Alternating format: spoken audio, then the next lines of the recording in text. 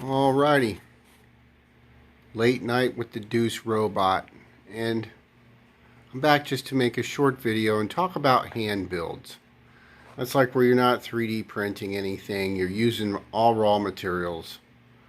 You know, the Duce robot is built out of all raw materials.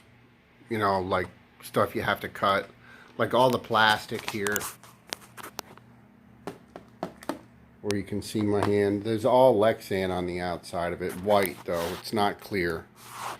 It's hard to get, and I'm glad I got enough to get it, to do it, but it's, you know, hand builds are different than obviously than something that you would 3D print all the parts for, or make it on a machine that could, a CNC machine that could cut everything out.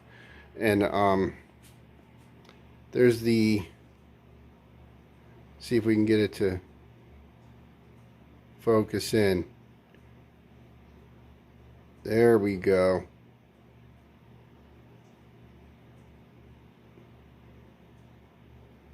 Oh, hold on. There it is. Just got done making the little display for the front of it. All handmade, obviously. You know. But I think that it... Boy, this thing is really not in focus. Sorry about that. I think that it takes away from the build a little bit when you 3D print everything, because I mean, it's okay. I mean, I've got nothing against 3D printing parts and all that stuff, but it's important to learn how to hand build everything also, so that you can hand build a robot all by hand and work it out in wood and whatever else other materials you want to, and then once you get it perfected, then you can come back and 3D print it, and it's a lot easier to do that. This robot, you're not going to 3D print this robot. It's too big. You know, it's just too gigantic. You would be printing massive spools of plastic trying to get this robot printed out. It's just too big.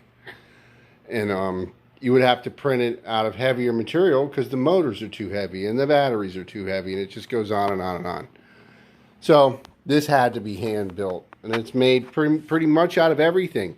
Plastic, metal, composite, some Lexan, a lot of styrofoam on the outside of it to cover everything. But I've noticed that little thin 1/4 inch thick styrofoam panels are excellent for this stuff, because it's a sound deadener, it's a vibration deadener, it's a dampener, it absorbs shock. I mean, it works really great, you know, and a lot of the stuff that you see on the outside of the robot is made out of it because it's light, it's easy to work with, it's easy to build with, and it's pretty strong once you put it all together. And you know, so I'm not knocking any other way to build something. I'm just saying that hand builds are cool too. That's probably where it pretty much all started out, in hand building, because there wasn't any 3D printer, you know, for the longest time. And so, you know, and I got the rotary encoders are actually up and working. If I can turn them on, we'll get a shot of what they do. And so there's moving forward, and they're pretty accurate. I mean, these things, you move them just a tiny bit, and they'll throw their little setting. There's forwards, there's backwards. There's the lights on the encoders themselves, and just starting to get little things done.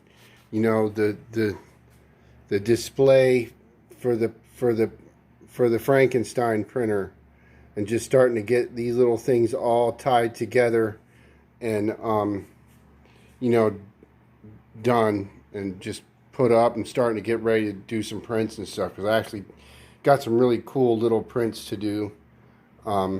You know, just small stuff.